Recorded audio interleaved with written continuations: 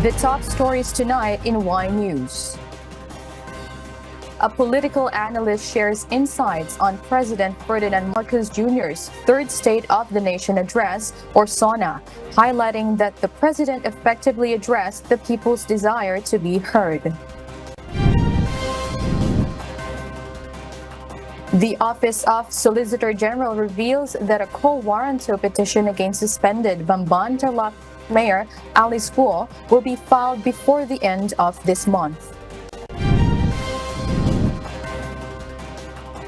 The Armed Forces of the Philippines says that the morale of soldiers received a significant boost as President Ferdinand Marcos Jr. acknowledged their sacrifices in safeguarding the West Philippine Sea. And we will discover why United States Vice President Kamala Harris's campaign raised $81 million or 62 million pounds in 24 hours after President Joe Biden exited the race on Sunday.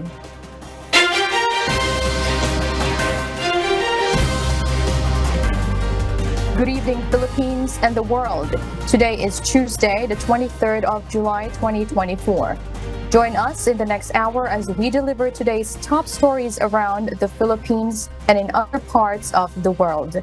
We are also seen in 1,935 satellite monitoring centers nationwide and via live streaming worldwide through the UNTV News and Rescue social media channels. I am Maybin Carrizo.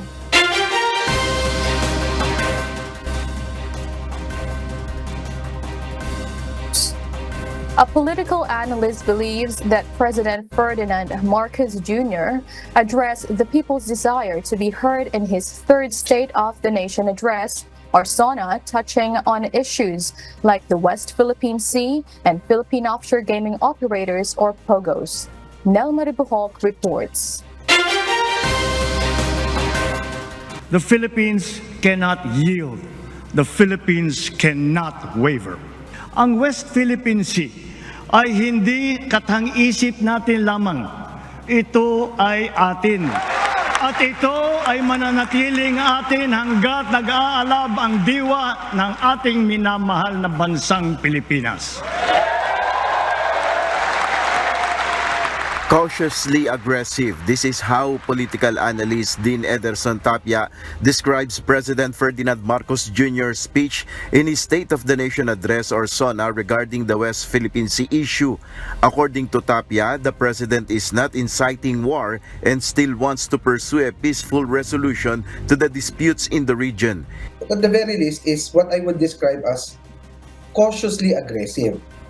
Okay? So he was very cautious. Hindi siya nag-agitate, hindi siya nagwa-warmongering, hindi siya nag-instigate na magalit ang mga taong bayan, and so therefore it's time to go to war with China. Walang ganon. So it was very diplomatic. He added that the president emphasized the importance of cooperation among nations to resolve disputes in the region. He emphasized the role of our regional partners to fortify regional security in Southeast Asia. So in other words, merong admission on the part of the president that the solution to the question is not only involving the Philippines and another country, but a more multilateral approach. He said it shows that the Marcos administration's foreign policy regarding the resolution of issues in the West Philippine Sea remains unchanged. Regarding the ban on POGOs, the UMAC din believes that the president is simply responding to the strong calls from the public on this issue. I think the president responded to the overwhelming clamor of the Filipinos to get rid of the POGO. Nel Maribuhok, UNTV News and Rescue. We serve the people, we give glory to God.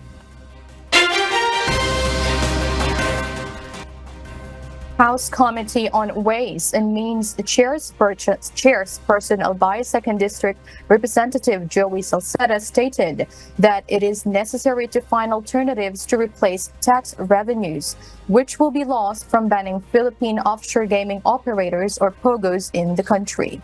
Meanwhile, House Speaker Martin Romualdez wants to expedite the passage of the proposed law for the ban. Rosalie Cause will tell us why. House Committee on Ways and Means Chairperson Albay 2nd District Representative Joey Salceda admitted that they need to find alternatives to make up for the billions of pesos in tax revenues earned from the legal operations of Philippine Offshore Gaming Operators, or POGOs. This comes a day after President Ferdinand Marcos Jr. declared the total ban on all POGOs in his third State of the Nation address, or SONA, on Monday, July 22. According to Representative Salceda, there are several ways being considered to address this issue, such as pursuing those who do not pay the correct taxes on vapes and cigarettes, passing the motor vehicles users tax, among others. May basis na kaming habulin yung ibang mga buwis. Diba? Kasi kailangan namin punan. Trabaho ko, mag-produce ng pera para sa gobyerno. When asked whether Filipinos would be subjected to additional taxes, he stated, No, we go through a process. Number one is FIES, Family Income Expenditure. Who pays for it? Second, what is the impact on the economies? These are things that really are meant to tax the rich without affecting the growth. At the same time, it spreads the benefits to it is more redistributive. House Speaker Martin Romualdez meanwhile directed his colleagues in the House leadership to ensure the swift passage of the proposal to completely ban POGOs in the country. Speaker Romualdez requested all committee chairs to prioritize this matter. House Bill number 5082 and House Bill number 10525, which propose to ban POGOs in the country, are currently pending in the House Committee on Games and Amusement. This is to fulfill the statement of PBBM that all POGOs will be banned starting in 2025 amidst illegal activities and criminality associated with the industry. So Speaker Ferdinand Martin G. Romualdez on Tuesday directed the House leadership and top secretariat officials to come up with and ensure the swift approval of proposed measures that would give flesh to the directive of our dear President, President Ferdinand Bongbong Romualdez Marcos Jr. to impose a total ban on Philippine offshore gaming operations, POGO, in the Philippines. Furthermore, the House investigation into criminal and illegal activities linked to POGOs will also continue.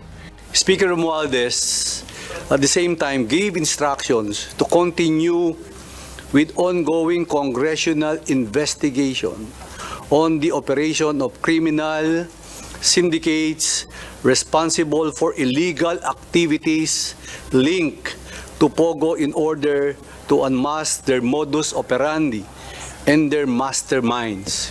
Meanwhile, PAGCOR Chairman and Chief Executive Officer Alejandro Tenco admitted that implementing PBBM's order to ban POGOs is not that easy. There is still no clear policy on how the POGO ban will be enforced. However, PBBM has instructed PAGCOR to study the new policy. Meanwhile, other government agencies are also monitoring how the directive will be implemented. Marami po talagang aspeto pa. Totoo ngayong umaga, nagtatawagan nga kami nila Secretary Benher Abalos, Secretary Laguesma ng Labor. Marami po talagang bagay-bagay pa that we have to sort out. Hindi po ganito kadali ang pagpapatupad ng utos ng Pangulo. Pero tulad ng sinabi ko na sa Senado, sa Kongreso, ako po ay susuporta at susunod kung ano man yung naging utos ng Pangulong Ferdinand Marcos Jr. Naghihintay na lang kami nung patawag as to the meeting and coordination na gagawin, kung ano yung magiging steps namin regarding dito sa pag-ubos o dito sa mga naiiwang mga POGO hubs o yung mga POGO operators. Tenco defended the president's decision and emphasized that it was thoroughly studied by the president. Rosa Licoz, UNTV News and Rescue. We serve the people, we give glory to God.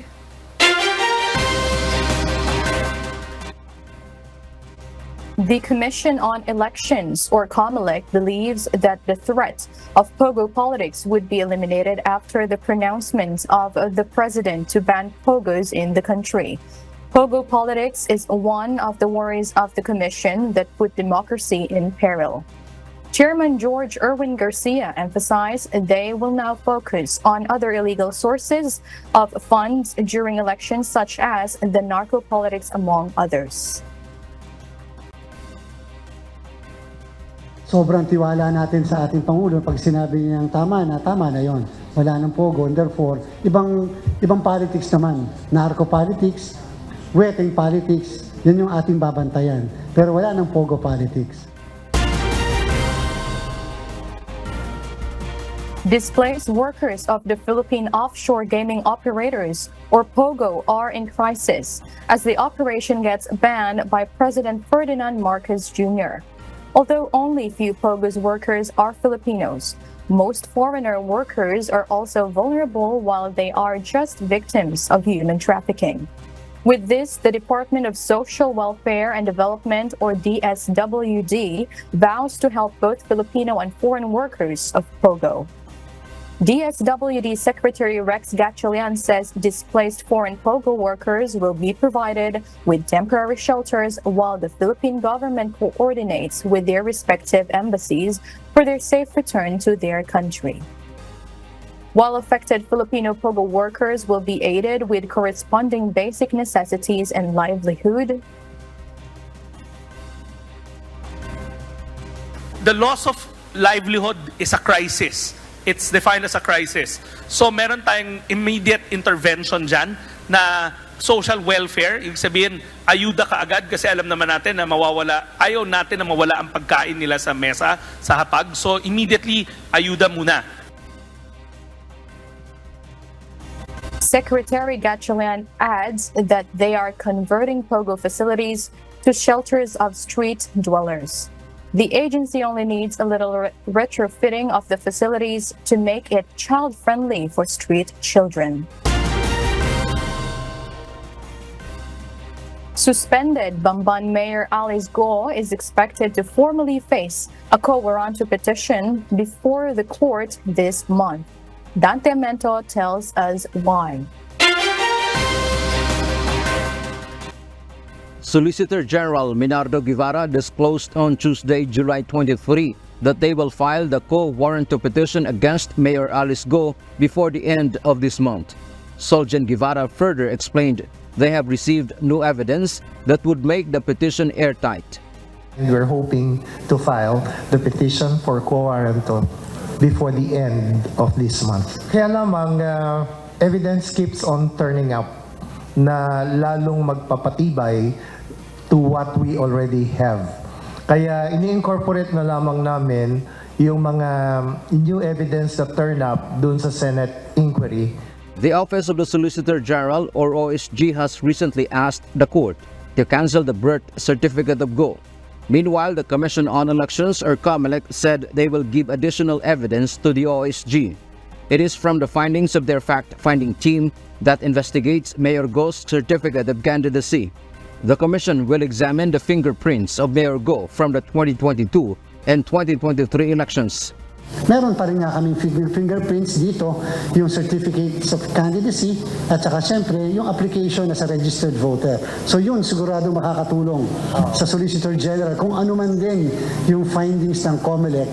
The COMELEC team will proceed to Bamban, Tarlac on Thursday, July 25th as part of their investigation. Dante Amento, UNTV, News and Rescue. We serve the people. We give glory to God.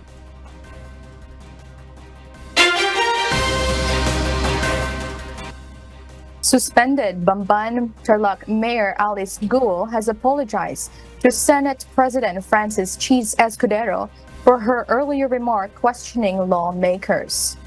Go earlier released a statement through a Facebook saying that she is deeply concerned on why Senators Risa Hontiveros and Sherwin Gatchalian are seemingly fixated on her instead of the pressing issues that the country is facing.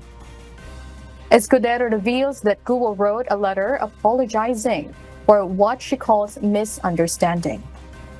According to Guo, she has no intention to reprimand or dictate the Senate on who or what to prioritize. She argued that her intention is to suggest, based on the problems being faced by her constituents in her locality. Guo further appealed for Escudero's help and understanding, saying that she has difficulties on serving the residents of Bamban because of her suspension. However, Escudero remains unconvinced, maintaining that Go has to attend the Senate inquiry. Bagaman naunawaan ko yung pag-unawang hinihingi niya, hanggat hindi siya nagpapakita at sumusunod sa Senado, ay hindi ko matatanggap ang anumang pakiusap na hinihiling niya dun sa kanyang liham. Tingin ko pati siya'y naguguluhan sa kanyang kasalukuyang sitwasyon. Mahirap din naman siguro malagay sa ganitong bingit ng sentro ng atensyon ng bawat ahensya ng pamahalaan. Subalit sa dulo, sana payuhan siya ng tama ng kanyang mga abogado na humarap at tapusin na itong yugto na ito sa parte ng Senado para makafocus at concentrate na siya sa mga kasong kinakaharap niya sa DOJ, sa Solgen at sa Sandigan Bayan. The next hearing of the Senate Committee on Women, Children, Family Relations, and Gender Equality on the POGO problem is slated on July 29. The morale of soldiers received a significant boost as President Ferdinand Marcos Jr. acknowledged their sacrifices in safeguarding the West Philippine Sea. According to the Armed Forces of the Philippines, this recognition serves as an inspiration for the military, which tirelessly serves to uphold the country's sovereignty. Meanwhile, the Atin Ito coalition emphasized the need for the government to establish a more comprehensive plan for the West Philippine Sea. Ryan Lacandale will tell us why.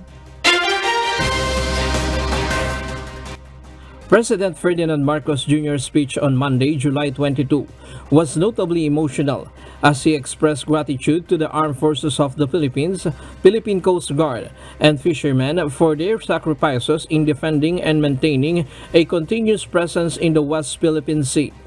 Sa buong sandatang lakas, sa Coast Guard, sa ating mga mangingisda sa West Philippine Sea, tagapin po ninyo ang taus-pusong pasasalamat ng buong bansa dahil sa inyong ginagawang pagmamatyag at sakripisyo. In an official statement, AFP Chief of Staff General Romeo Browner Jr. affirmed that AFP support for President Marcos Jr.'s strategy of addressing issues through fair and peaceful means. He also assured that the AFP stands behind the President's effort to strengthen the Philippine alliances with like-minded nations. Furthermore, the President was thanked for his unwavering support for the AFP modernization program. The AFP also appreciated the President's recognition of their sacrifices in defending the country's territory. This serves as inspiration to all AFP personnel who tirelessly serve to ensure the nation's sovereignty and safety, boosting morale among soldiers in fulfilling their duties. According to Rear Admiral Roy Vincent Trinidad, Navy spokesman for the West Philippine Sea, the President's support for all their efforts in the West Philippine Sea strengthens their determination to fulfill their mandates beyond the call of duty. Meanwhile, the Atinito coalition welcomed the President's commitment to uphold rights in the West Philippine Sea. According to Rafaela David, President of Akbayan and co-convener of Atinito Coalition, this policy by the President is a victory for the Filipino nation.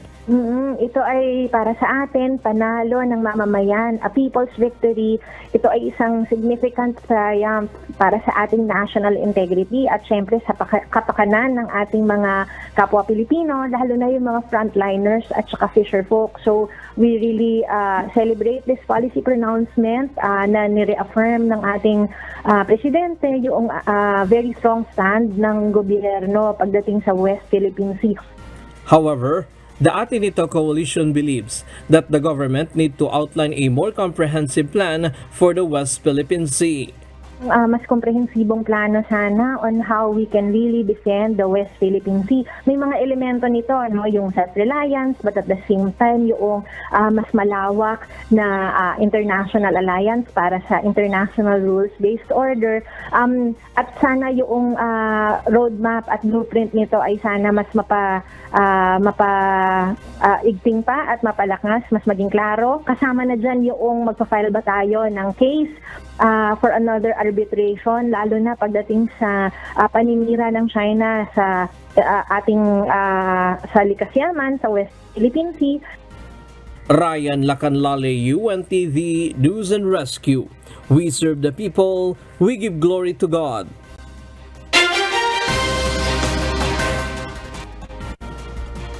The transfer of 89.9 billion peso fund of the Philippine Health Insurance Corporation, or PhilHealth, to the National Treasury was consulted with corresponding government agencies. Finance Secretary Ralph Recto explains this as he confirms that the fund transfer conforms with the law. He further says that the Department of Finance only heeds to the instruction of Congress to issue such circular to utilize the unprogrammed fund in government-owned or controlled corporations or GOCCs. Both PhilHealth and the Philippine Deposit Insurance Corporation, or PDIC's hibernating funds amounting to about 200 billion pesos, may also significantly help the economy. This also creates over 600,000 jobs and prevents further deaths in the country. Nagkonsulta kami. Ito ba ay legal na pwedeng gawin? Tinanong namin ang GCG, OGCC, at saka ang COA. Ang balik sa amin ng tatlong ahensya ng pamahalaan, legal lahat ito.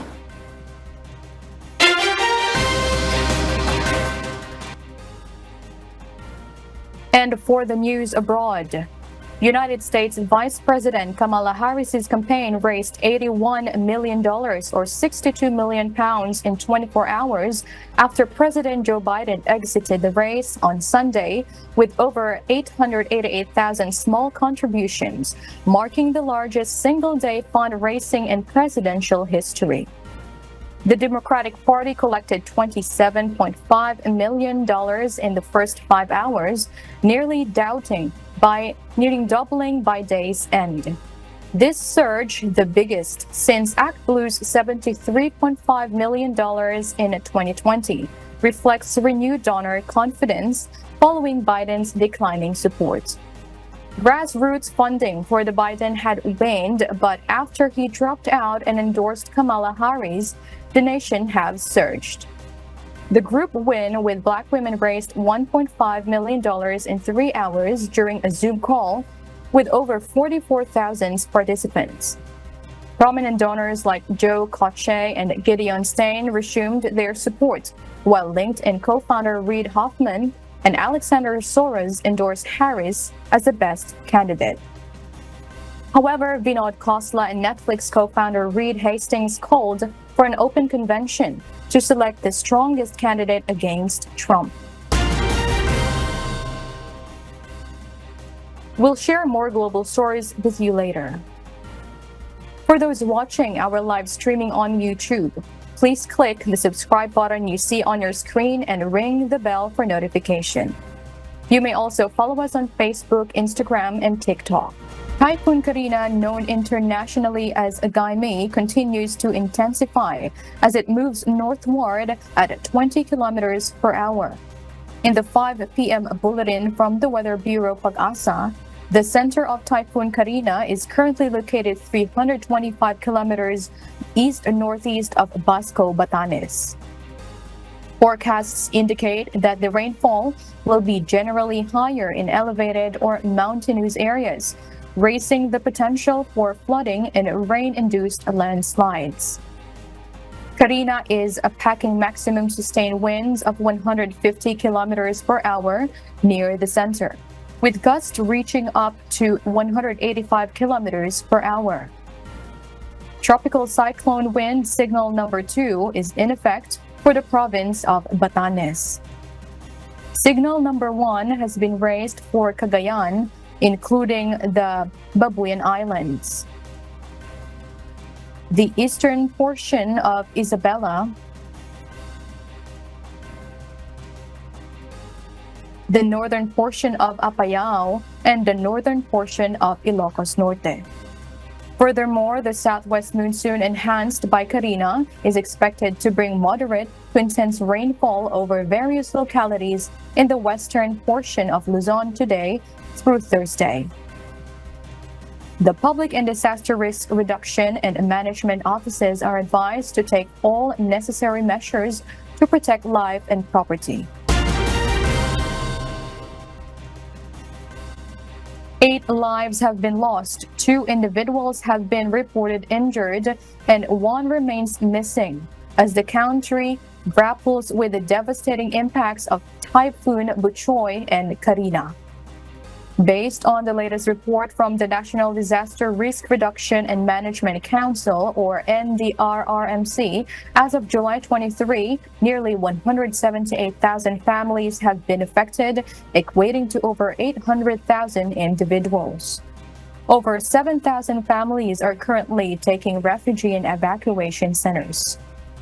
The agricultural sector has suffered significant damage, with losses amounting to over 8.7 million pesos, affecting more than 700 farmers and fishermen. Additionally, infrastructure damage is estimated at over 700,000 pesos. The government has begun providing initial assistance to those affected by this calamity.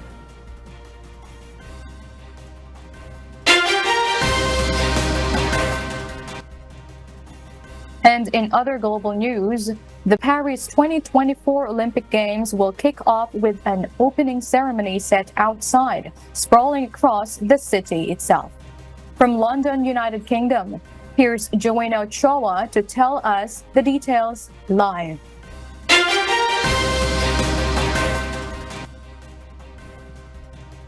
Good evening, Joanna. Good evening, Maven. The Paris 2024 Olympics opening ceremony will take place on the 26th of July, and for the first time in history, it will be held outside the stadium. In a spectacular display, 100 boats carrying around 10,500 athletes will float along the Seine River, passing by some of Paris's most iconic landmarks, including the Notre Dame and the Louvre. Once the athletes arrive at the Esplanade across from the Eiffel Tower, the Olympic cauldron will be lit, officially declaring the Paris 2024 Games open. Entertainment performances during the parade will showcase France's diverse cultural identity, featuring everything from opera to rap, with dancers performing on every bridge along the route. This event will be marked as the largest opening ceremony in terms of audience and geographical coverage. Nearly 600,000 people are expected to watch the ceremony in person, with 222,000 free tickets available for the upper banks of the Seine and 104,000 paid tickets on the lower quays.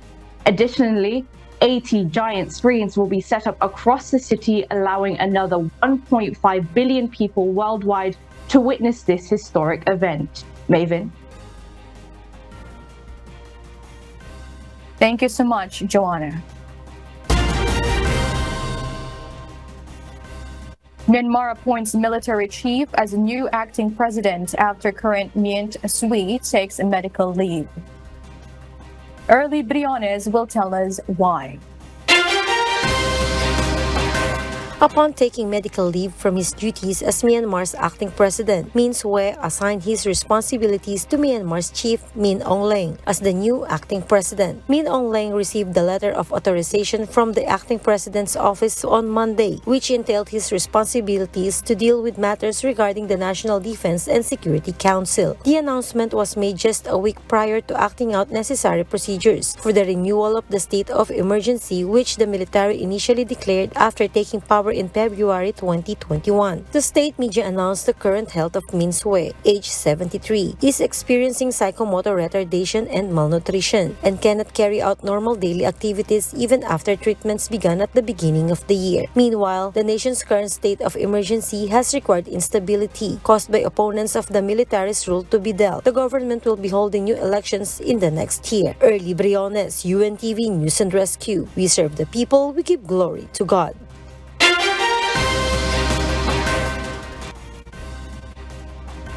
And And those are the reasons behind the news in other parts of the globe.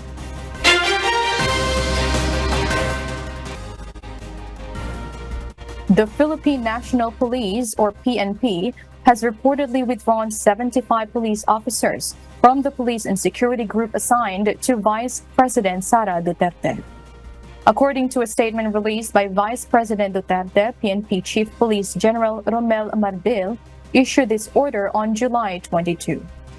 Vice President Duterte assured the public that this decision will not impact her ability to perform her duties. She also expressed hope that this move will contribute to the reduction of illegal drug activities and crime in the country. Earlier today, Police General Marbil clarified that the recall of police officers from protective security duties for various personalities, including some government official, is intended to rationalize their deployment to security operations. He added that prior coordination with the Office of the Vice President had been made before the police officers were pulled out.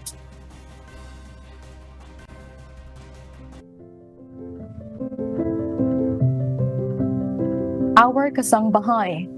As the world faces these trying times amid the various challenges and uncertainties, we are inviting everyone to join the global prayer for humanity. Good day. I'm Brother Eli Soriano of the members of the Church of God International. I want to invite you to join us in a minute of prayer every day to pray for humanity and the whole world as we go through these perilous times. While safety measures like washing of hands and strengthening of our immune systems may help us through this horrible predicament, there is still no precaution or cure more powerful than God's mighty intervention. And we need His intervention now more than ever. It doesn't matter what religion you are in or what denomination you belong. This is an invitation for all the people around the world who cares for the future of their family, friends, loved ones, and humanity as a whole. Everybody is welcome to pray with us. For more details, you can check out the description box below. Thank you very much, and I hope to hear from you soon. May God bless you.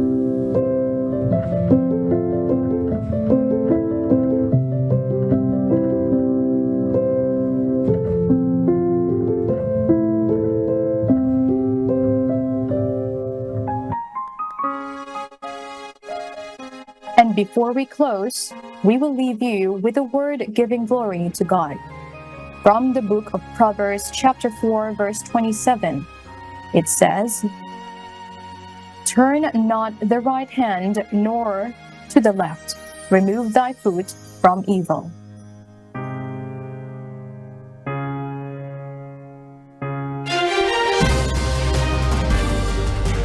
And those are the reasons behind the news, July 23, 2024. Reasons we deliver to you as they unfold. And because we need to know, we will always ask why. I am Maven Carrizo live from Perth, Australia. We serve the people, we give glory to God.